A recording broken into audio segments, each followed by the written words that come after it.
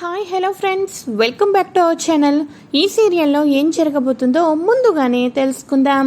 Friends, daily serial notification కోసం ఛానల్ని subscribe చేసుకోండి ఫ్రెండ్స్. అండ్ పక్కనే ఉన్న బెల్ ఐకాన్ని క్లిక్ చేసి ఆల్ ఆప్షన్ని సెలెక్ట్ చేసేయండి. ఇక మనోహరి, అమర్ ఇద్దరు కూడా కళ్యాణ మండపానికైతే చేరుకుంటారు కదా. ఆ తర్వాత సౌరవ్ మనోహరిని ఎతుక్కుంటూ వచ్చేసేసి ఇక నేరుగా అమర్ వాళ్ళ నాన్నతో, మనోహరి ఎక్కడుంది, నేను ఆడపిల్లి వారి తరపు నుంచి వచ్చాను అని చెప్పి అనగానే, అవునా, మీరు వస్తున్నట్టు మనోహరి మాకు ఎటువంటి ఇన్ఫర్మేషన్ ఇవ్వలేదే అని అనగానే, మేము పెళ్లి అని తెలిసేసరికి తనకు సర్ప్రైజ్ చేద్దామని వచ్చాం అని అనగానే, అవునా, అదిగోండి స్ట్రైట్గా కనిపిస్తుంది కదా, అక్కడే మనోహరి ఉంటుంది, వెళ్ళండి అని అనగానే, థ్యాంక్ యూ సాబ్ అని చెప్పి వాళ్ళైతే అక్కడి నుంచి వెళ్ళిపోతూ ఇక సౌరవ్ వచ్చి డోర్ని కొడుతూ ఉంటాడు. డోర్ ఓపెన్ చేసి మనోహరిని చూద్దామనుకునేసరికి అప్పటికే పూర్తి విషయం తెలుసుకున్న మనోహరి చాలా తెలివితేటలతో ఏం చేస్తుంది, పెళ్లి కూతురులాగా లీలాని అయితే రెడీ చేసి తను దాక్కొని లీలాని నుంచోపెట్టడంతో వాళ్ళు సైలెంట్గా అక్కడి నుంచి వెళ్ళిపోతారు కదా. ఏదో తేడా జరుగుతుంది, ఈ పెళ్ళయ్యేదాకా ఇక్కడే ఉండాలి అని చెప్పేసేసి ఎవరికీ తెలియకోకుండా వాళ్ళు అక్కడే నక్కి ఉంటూ ఉంటారు. మరోపక్క మన ఆరు వచ్చేసేసి బాగీ శరీరంలోకి ప్రవేశించి ఈ పెళ్లిని ఆపి పెళ్లి కూతురులుగా బాగీని పెట్టాలి అని అనుకుంటుంది కదా. కానీ బాగీని లోపలికి తీసుకుని వెళ్ళలేక అక్కడ వేసిన ఒక బంధనపు రేఖని చూసి లోపలికి వెళ్ళలేక, గుప్తా గారు మీరే ఏదో ఒకటి చెయ్యండి, నా మూలాన ఇప్పుడు బాగి ఇక్కడికి ఎందుకు వచ్చిందా, అసలు ఏం చేయబోతుందా తనకు తెలియటం లేదు, నా మూలాన బాగి మాటలు పడకూడదు, మీరే ఏదో ఒకటి చేసి ఈ బంధనపు రేఖని చెరిపేయండి అని చెప్పేసి అనగానే, ఇది దైవ నిర్ణయం బాలిక, దైవ నిర్ణయం ఎలా జరుగునో అలాగే జరుగుతుంది. అయినా మరి కాసేపటిలో పౌర్ణమి గడియలు పూర్తిగా ముగిసిపోతున్నాయి. ఆ తర్వాత నువ్వు నాతో పాటు పైలోకానికి రావలసిందే బాలిక, ఇది తథ్యం.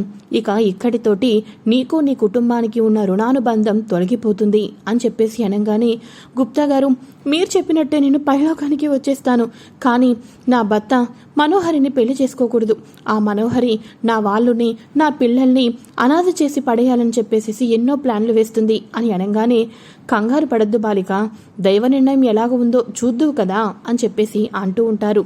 ఈ లోపల అమర్ని పంతులు గారు వచ్చి పీటల మీద కూర్చోపెట్టాలి అని అనటంతో అమర్ని వచ్చి పీటల మీద కూర్చోపెడతారు వాళ్ళ అమ్మా నాన్న. ఈ లోపల పంతులు గారు అయితే మంత్రాలు చదువుతూ ఉంటారు.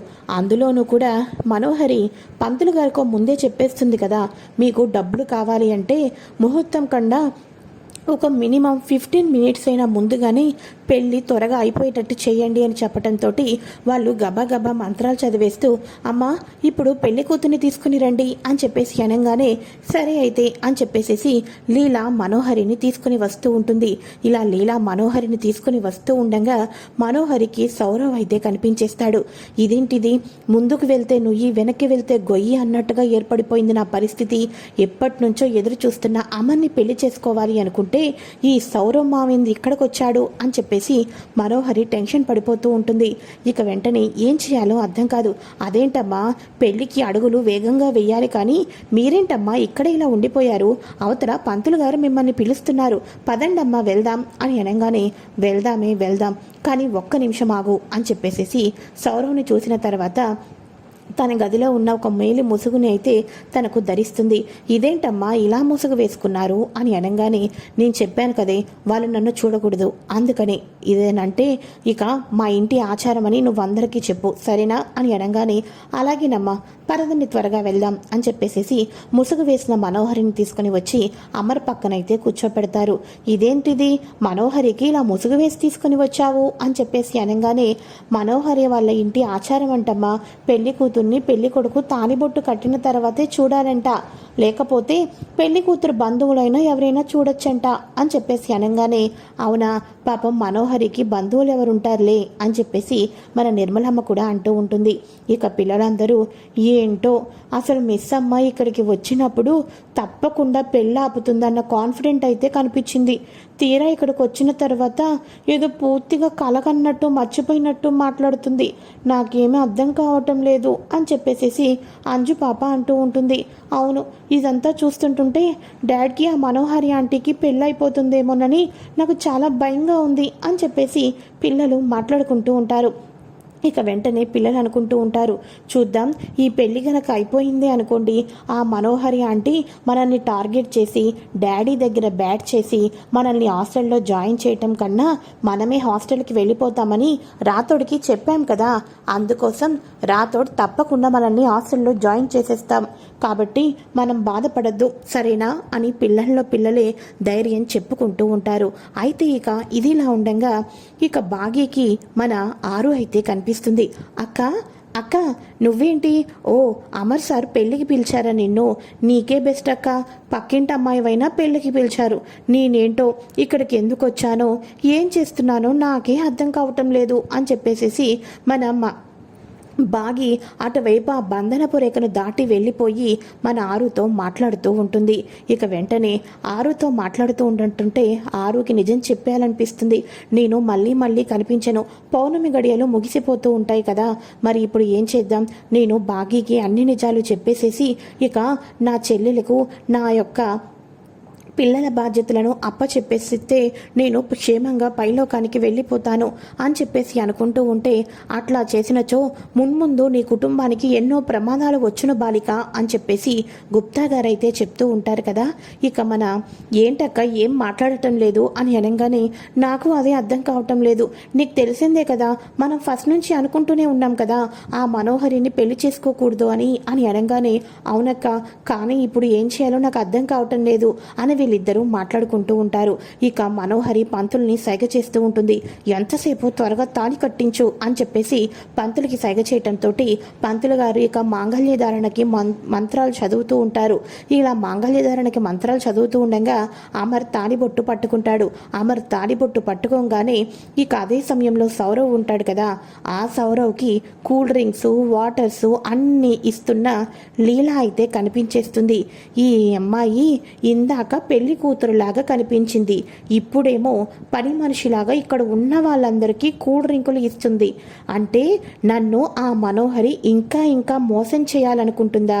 పెళ్లి కూతురైన మనోహరి ఇక్కడ జరుగుతున్నది తన పెళ్లి కాదు అని చెప్పేసేసి నన్ను పిచ్చివాణ్ణి చేసి నన్ను ఇంటికి పంపించేద్దాము అనుకుంది. మనోహరి, నేను నీకన్నా 2 ఆకులు ఎక్కువగానే చదివాను కాబట్టే నువ్వు ఇంతకాలం మా నుంచి దూరం అయిపోయినా పట్టు విధులని విక్రమార్కుల్లాగా ఆకలిగా ఉన్న పులి వేటాడినట్టు నిన్ను ఇక్కడ దాకా వచ్చాను.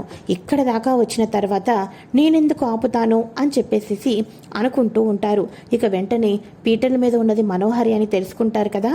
అయితే ఇక వెంటనే, అదేంటి పంతుడు గారు, అప్పుడే ముహూర్తం అవ్వకముందే మాంగళ్యధారణ చేసేస్తున్నారు, ఇంకా తంతు ఉంది అని చెప్పేసి అనగానే, తంతంతా ఉందని నాకు తెలుసమ్మా, కాకపోతే ఇక పెళ్లి కూతురికి తన పుట్టింటి వాళ్ళు అంటూ ఎవరూ లేరు కదా, పుట్టింటి వాళ్ళ నుంచి జరిపించవలసిన కార్యక్రమాలన్నీ కూడా ఇక తనకు చుట్టాలు పట్టాలు ఎవరూ లేరు కాబట్టి ఇక వాటన్నిటినీ పక్కన పెట్టేసి మాంగళ్యధారణ చేస్తున్నాం అని అనగానే, ఎవరు చెప్పారు పంతులు గారు, మనోహరికి కావలసిన బంధువులు లేరు అని చెప్పేసేసి నేను తీసుకొని వస్తాను అని అనగానే ముసుగులో ఉన్న మనోహరి, దేవుడా ఇప్పుడు ఈయన ఏం చేస్తున్నాడో, ఈ ముసలోడు నాకు ఏం పని పడిపోతున్నాడో అని చెప్పేసేసి టెన్షన్ పడిపోతూ ఉంటుంది మన మనోహరి. అయితే ఈ లోపల కొంచెం పక్కన కూర్చొని ఉన్న సౌరవ్ తోటి, అదేంటది మనోహరి గురించి వచ్చి ఇలా దూరంగా ఉండిపోతారేంటి, మనోహరికి పుట్టింటి వాళ్ళకు సంబంధించిన వాళ్ళు బంధువులు బొట్టు పెట్టి ఇక తనకు ఒక పట్టు వస్త్రాన్ని ఇవ్వాలి అంట, చీరా గాజులు ఇవ్వాలి, పంతులు గారు మిమ్మల్ని పిలుస్తున్నారు, రండి రండి అని అనగానే, వస్తున్నాను జీ వస్తున్నాను, పదండి ఇదే నాకు కూడా మంచి అవకాశం అని చెప్పేసేసి ఇక వెంటనే గబగబా పైకైతే వెళ్తారు. మేలు ముసుగు లోపల నుంచి మనోహరికి బొట్టు పెట్టి దగ్గరగా సౌరవ్ అయితే మనోహరిని చూస్తాడు.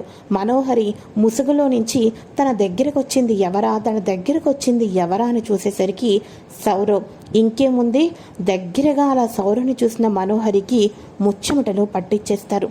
ఇక వెంటనే సౌరవ్ ఒక్కసారిగా మనోహరికి బొట్టు పెట్టడమే కాకోకుండా లేపి నుంచో పెడతాడు.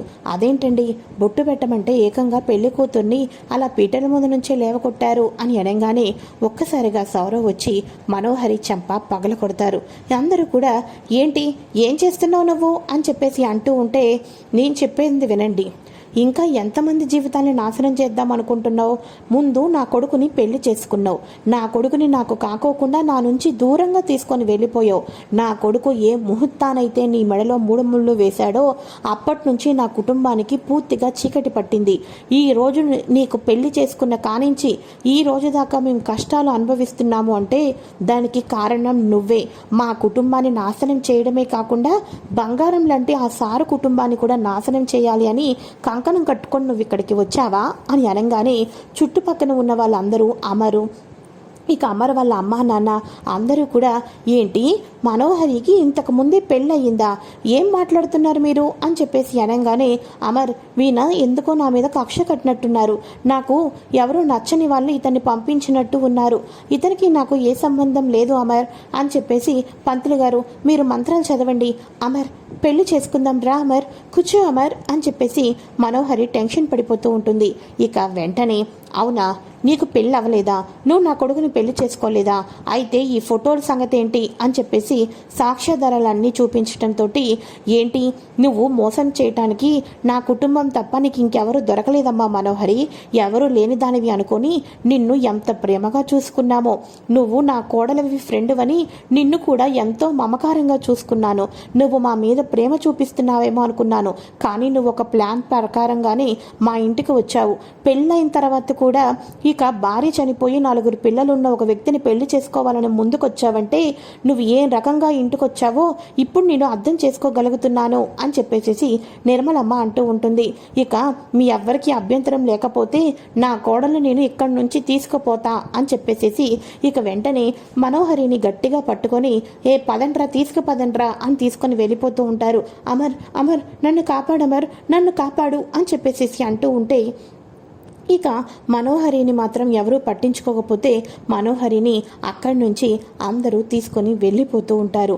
ఇక మనోహరి వెళ్ళిపోతుంది.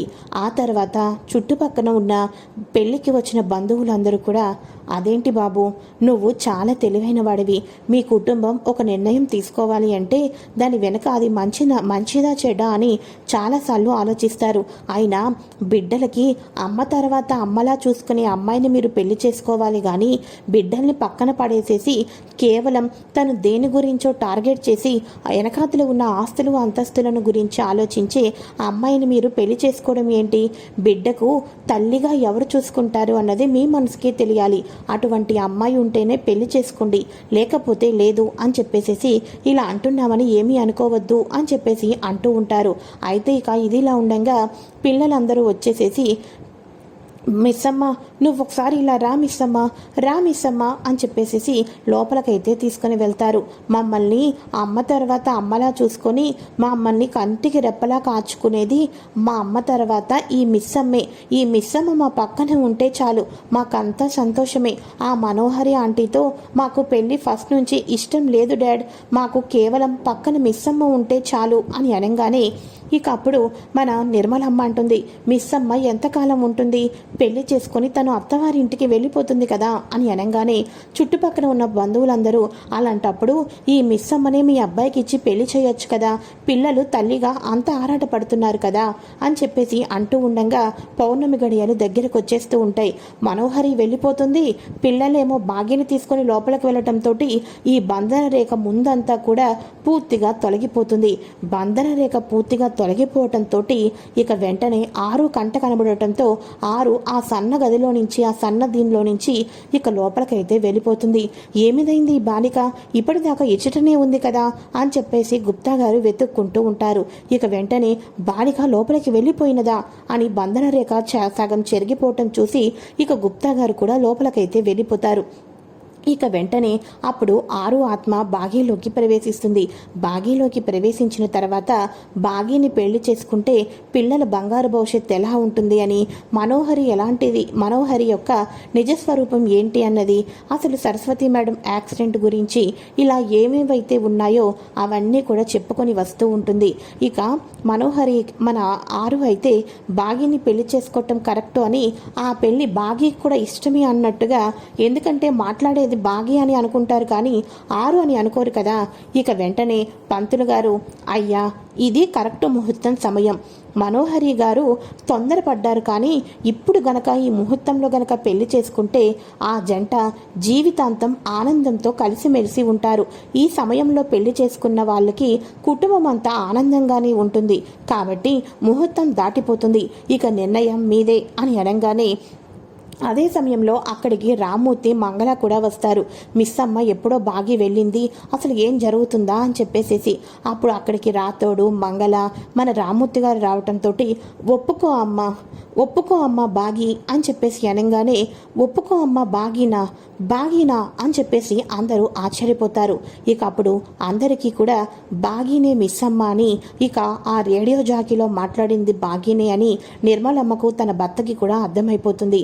ఇక అమ్మ, తండ్రిగా నేను చెప్తున్నాను, ఆ పిల్లలకు తల్లి కావాలి కాబట్టి నువ్వే ఆ పిల్లలకి తల్లిగా వెళ్ళాలి, నేను చెప్తున్నాను, వెళ్ళి పీటల మీద కూర్చో అమ్మా అని అనగానే అలాగే నాన్న అని చెప్పేసి మీరు చెప్తున్నారు కాబట్టి ఒప్పుకుంటున్నాను అని వెళ్ళి పీటల మీద కూర్చుంటుంది.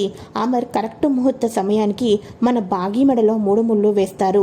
పిల్లలందరూ ఆనందంతో ఉంటూ ఉంటారు. నిర్మలమ్మ ముఖంలో ఆనందం కనిపిస్తూ ఉంటుంది. పిల్లల ముఖంలో ఆనందం, తన కుటుంబంలో అందరిలోనూ కూడా ఒక ధైర్యం, ఒక సంతోషం, ఒక ఆనందం చూసి ఇది నాకు చాలు, నా చెల్లెలు నా పిల్లల్ని కంటే రెప్పలా చూసుకుంటుంది, ఇది నాకు చాలు అని చెప్పేసి మన అరుంధతి కుటుంబం మొత్తానికి దీవిస్తూ చల్లగా ఉండండి, పౌర్ణమి గడియలు దాటిపోతున్నాయి, అంజు పాప ఇక నుంచి నువ్వు నాకు కనిపిస్తావో లేదో, ఆ భగవంతుడు మళ్ళీ నా కుటుంబాన్ని చూసుకునే శక్తి ఎప్పుడు ఇస్తాడో ఏం చేస్తాడో నాకు తెలియటం లేదు. ఏవండి, వెళ్తున్నానండి, అత్తయ్య మావయ్య వెళ్ళిపోతున్నాను. పిల్లలు, ఇంతకాలం మీరు నన్ను కనిపించకపోయినా నేను మాత్రం మిమ్మల్ని కంటికి రెప్పలా చూసుకుంటూనే వచ్చాను. నా పిల్లల కంటికి నేను ఇప్పుడు నుంచి దూరంగా వెళ్ళిపోతున్నాను. ప్రపంచంలో ఏ తల్లికి ఇంతటి కష్టం రాకూడదు, పిల్లలున్న ఏ కన్న తల్లి పిల్లలకు ఎప్పటికీ దూరం కాకూడదు అని చెప్పేసి మన ఆరు అయితే బోరున కన్నీళ్లు పెట్టుకుంటుంది.